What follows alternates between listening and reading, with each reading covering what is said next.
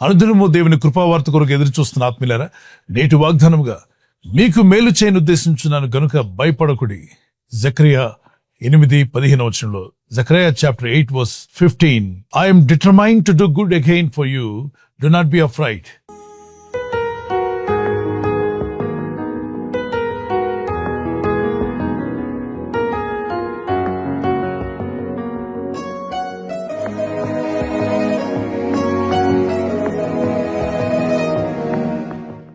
పరిస్థితులను చూసి, స్థితిగతులు, మరి జీవితంలో ఎదురయ్యేటువంటి అనేక విషయాలు మనల్ని భయపెడుతున్నప్పటికీ వాక్యంలో ప్రభు చెప్పిన మాట, నువ్వు భయపడవద్దు, ధైర్యంగా ఉండు, నీ విషయంలో ఒక తీర్మానం తీసుకున్నానంటున్నాడు దేవుడు. ప్రభు మన పట్ల ఏం తీర్మానం తీసుకున్నాడు? నీకు మేలు చేయని ఉద్దేశించున్నాను. ఆ దినాల్లో దేవుని ప్రజలైనటువంటి ఇజ్రాయెల్ విషయంలో దేవుడు చెప్పిన మాట, నేడు అదే దేవుడిని సేవిస్తున్న మనం మీ విషయంలో, మీ కుటుంబ విషయంలో, మీ ఆర్థిక విషయాలలో, మీ ఆత్మీయ జీవితంలో కూడా ఆయన మేలు చేయని ఉద్దేశించున్నాడు కనుక భయపడకండి. ఆయన ఉద్దేశించాడు, నిర్ణయించాడు ఇది జరగాలి అని. ఏమని? మీకు మేలు కలగాలని, మీరు వర్ధిల్లాలని, మీ జీవితంలో మీరు దేవునికి మహిమకరంగా జీవించాలని, ఎదుర్కొంటున్న ఈ పరిస్థితులను మీరు జయించుటకు మీకు శక్తి కలగాలని దేవుడు నిర్ణయించాడు కనుక దాన్ని ఎవరు ఆపలేరు. దైవ నిర్ణయం అనేది చాలా గొప్పది. ఇది దేవుని మూలంగా కలిగినది అంటాం. అవును, దేవుని మూలంగా కలిగిన విషయాలు కానీ, దైవ నిర్ణయం వల్ల జరిగేవి కానీ ఏ శక్తులు ఆపలేరు. దేవుడు మీకు చేయబోతున్న మేలుని ఈ లోకంలో ఎవరు ఆపలేరు. శత్రువులు గాని, మీ మిత్రులు గాని, మీపై అసూయపడేవారు గాని, మీకు విరోధంగా మాట్లాడేవారు గాని ఎవరు కూడా ఆయన స్టార్ట్ చేసిన మేలు ఆపలేరు. ఆయన తీర్మానాన్ని ఎవరు ఆపగలరు చెప్పండి? అందుకే విశ్వాసంతో ప్రార్థించు, నిరీక్షణ కలిగి ఉండు, దేవుని దగ్గర మొరపెట్టు. దేవుని ఎదుట మంచి మనసాక్షి కలిగి జీవితాం, అలాగే మనుషుల ఎదుట కూడా మంచి మనసాక్షి కలిగి జీవితాం. చూడండి, ఈ లోకంలో కొందరు కపట సహోదరులు కపటోపాయాలు పడుతూ ఎదుటి వారికి కీడు కలిగించాలని, దేవుని ప్రజలకు ఇబ్బంది కలిగించాలని, విశ్వసించి ప్రార్థిస్తున్న నీ జీవితానికి నష్టం కలిగించే విధంగా ఎన్నో ఎత్తుగడలు వేస్తూ ఉంటారు. మనందరికీ తెలుసు, పాత నిబంధనలో సౌలు రాజు కనిపిస్తాడు. ఇతడు దేవుడు అభిషేకించినటువంటి దావీదును రాజు కానివ్వకుండా ఆపాలని ఎన్నో ప్రయత్నాలు చేస్తాడు. సకల కుయుక్తులు పన్ని అతను లేకుండా చేయాలని పలు విధాలుగా ప్రయత్నం చేసి అతని మీద యుద్ధం ప్రకటిస్తాడు. మరి అతను ఎక్కడ కనబడి అతన్ని పట్టుకొని రమ్మంటాడు, అతను ప్రాణం తీయమంటాడు. ఎన్ని ఎత్తుగడలు వేసినా దేవుడు అభిషేకించిన దావీదుకి ఏమీ చేయలేకపోతాడు. ఎందుకంటే దేవుడు దావీదు విషయంలో మేలు చేయని ఉద్దేశించాడు కనుక దాన్ని ఎవరు ఆపలేకపోయారు. నమ్మికతో, విశ్వాసంతో ముందుకు సాగు. ఆ దేశాన్ని ఏళ్తున్న రాజే దావీదును చంపజూచినప్పుడు ఎటుపోవాలో అర్థం కాక ఫారెస్ట్ లోకి వెళ్ళిపోయాడు. అడవుల్లో, చెట్ల మధ్యలో, గుహల్లో దాక్కోవడానికి ప్రయత్నం చేసి ఆయన ప్రార్థన అయితే మానలా. పరిస్థితులు బాలేకపోయినా ప్రార్థించాడు. అనుకున్నాడు ఇక నా పని అయిపోయిందని. కానీ దేవుడు నిర్ణయించాడు, నిశ్చయించాడు ఏమనంటే దావీదుకు మేలు చేయాలని. ఆయన నిర్ణయించిన కాలం రానే వచ్చింది. దావీదును బయటికి తీసుకొచ్చాడు. ఇతనికి విరోధంగా గొయ్యితో విన్న సౌలు హతమైపోయాడు. ఇతని దేవుడు నిలబెట్టి సుమారుగా 40 సంవత్సరాలు ఇజ్రాయెల్ నిలిచేవాడిగా, గొప్ప మహారాజుగా దేవుడు అతన్ని ఆశీర్వదించాడు. మరి ఎన్నో ప్రయత్నాలు, ఎన్నో కుయుక్తులు పన్ని అతను లేకుండా చేద్దామని ఎన్ని విధాలుగా ప్రయత్నం చేసినా శత్రువుల ప్రయత్నాలను దేవుడు విఫలం చేసి దేవుడు నిశ్చయించినటువంటి ఆ మేలులన్నీ కూడా దావీదు మీదకి వచ్చినట్టుగా మనం చూస్తున్నాం. ఈరోజు దేవుని యందు విశ్వాసం ఉంచి ప్రార్థిస్తున్న మీ జీవితాల్లో, ఆయన యందు నమ్మిక ఉంచి ప్రార్థిస్తుండగా మీ కొరకు దేవుడు నిర్ణయించిన మేలులు ఖచ్చితంగా మీరు, మీ కుటుంబస్తులు పొందుకుంటారు. ఒక కీర్తన పాడుకుందాం పిల్లరా.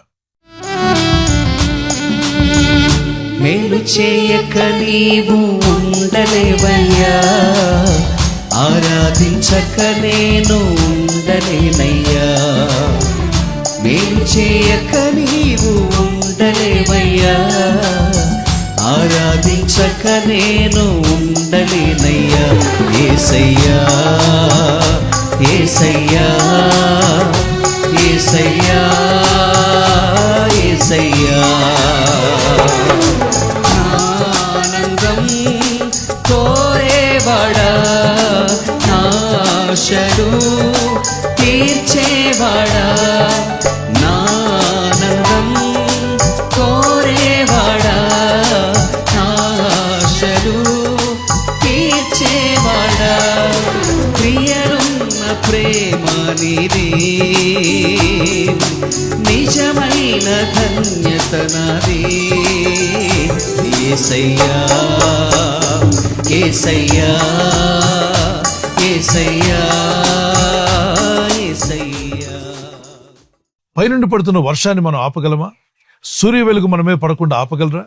అలాగనే ప్రపంచంలో ఎన్ని శక్తులు మీకు విరోధంగా ఉన్నప్పటికీ ప్రభు మీ పక్షంగా చేసిన వాగ్దానాన్ని ఎత్తి ప్రార్థించండి.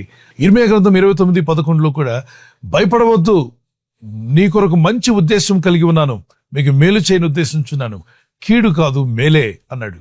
దేవుని కృపలో మీరు వర్ధిల్లి ఆయన మీ కొరకు ఉద్దేశించిన ఆ మేలులు మీ సొంతమై దేవుని చిత్తం నెరవేర్చేవారుగా, దేవునికి బలమైన సాక్షులుగా మీరు ఉండాలని మీ కొరకు చిన్న ప్రార్థన చేస్తాను. కన్ను మూసుకుని ప్రార్థనలు ఏకీవించండి. పరిశుద్ధమైన మా ప్రియ తండ్రి, నీ యందు భయభక్తి కలిగి, నీ యందు విశ్వాసం ఉంచి, నీ యందు నిరీక్షణ కలిగిన వారిని బలపరచువాడు నీవే.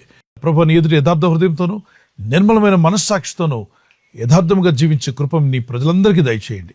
నిన్ను నమ్మిన వారిని, నీ ఎడల యథార్థ హృదయం గల వారికి ఏ మేలు చేయక మానవని సెలవిచ్చున్నావు. నీ సన్నిధిలో ప్రార్థిస్తున్న మా అందరి జీవితాల్లో మీరు నిర్ణయించిన మేలులు మా ఎద్దుకు వచ్చునుగాక.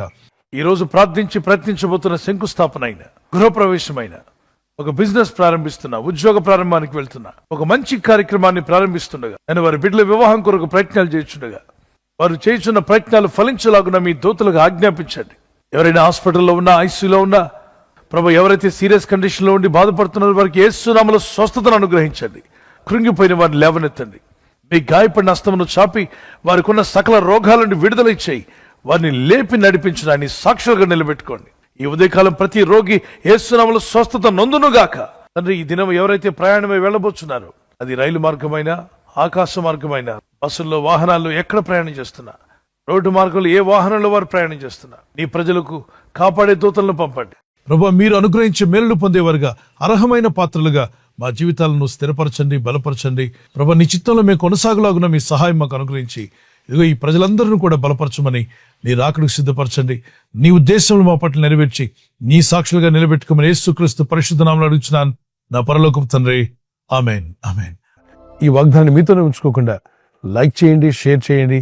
అనేకులు ఈ యొక్క ఛానల్ సబ్స్క్రైబ్ చేసుకోమని తెలియపరచండి. సబ్స్క్రైబ్ చేయని వారు కూడా సబ్స్క్రైబ్ చేయండి. దేవుని దయలో, దేవుని కృపలో మీరు వర్ధిల్లుదురుగాక. ప్రభు కృప మీకు, మీ కుటుంబాలకు తోడే నడిపించునుగాక. ఆమేన్. God bless you.